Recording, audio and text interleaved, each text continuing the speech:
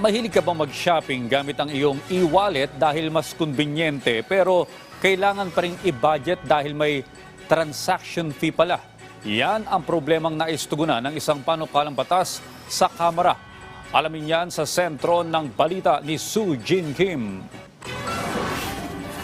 Isa ka ba sa mga work kahit na ngayong holiday season kaya wala nang time sa pamimili ng mga pangregalo at kahit sa panghanda na pagsasaluhan ng pamilya? Abay, for sure, online shopping at online food delivery ang inyong kapartner.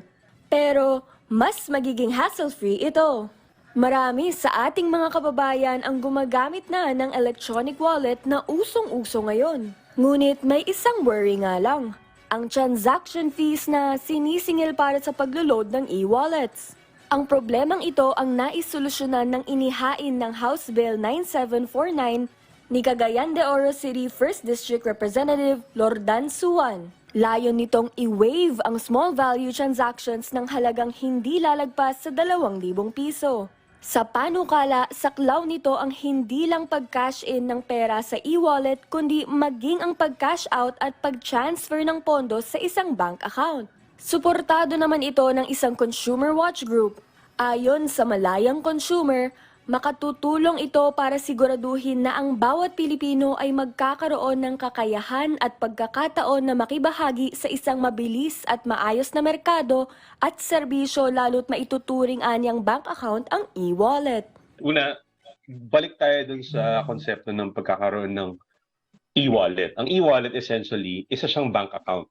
Pwede natin masabi na isa siyang pamamaraan or method na meron kang financial institution at regulated ito dapat ng Bangko Sentral ng Pilipinas para siguraduhin na merong maayos at maagap na pag-monitor. Kung maalis ang small value transaction fees, mas marami pa umano ang maeengganyo gumamit ng financial wallets at mas mamamanage ang kanilang savings. Kasi ngayon, sa kasalukuyan, meron pa ring fees. Minsan kahit gano'ng kaliit yung fees, whether it's paying a bill or finalizing a transaction through e-commerce. So with that, pag naipasa ito, mas nadami ang maeengganyo na gumamit nitong financial e-wallet. Babawasan natin ang barrier of entry ng costing. Siyempre, yung mga tao, nag-aalangan yan minsan na mag-open ng e-wallet kasi nag-aalala sa costing, nag-aalala sa financial implications, no? Pero at least, pag maisabatas ito, yung mga transactions na masasabi natin na pang-araw-araw, gaya nga naman natin pang farm-to-table or expedient transactions, ay talaga mapapabilis natin. Ganun pa man, sa tingin ng consumer group, may kailangan pang ayusin sa naturang panukala.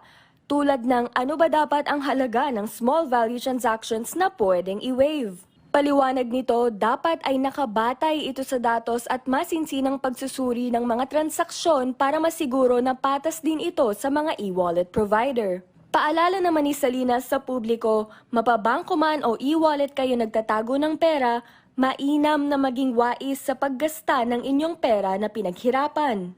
Be always to pay yourself first. No? Parang granted, pag panahon ng Pasko, may pumapasok talaga, may bonus talaga tayo, or nakakatanggap tayo ng aguinaldo, o kung ano man, no, na paluwag, set aside our money for ourselves first. To set aside, kung magkano man yung kaya natin magtipid tayo.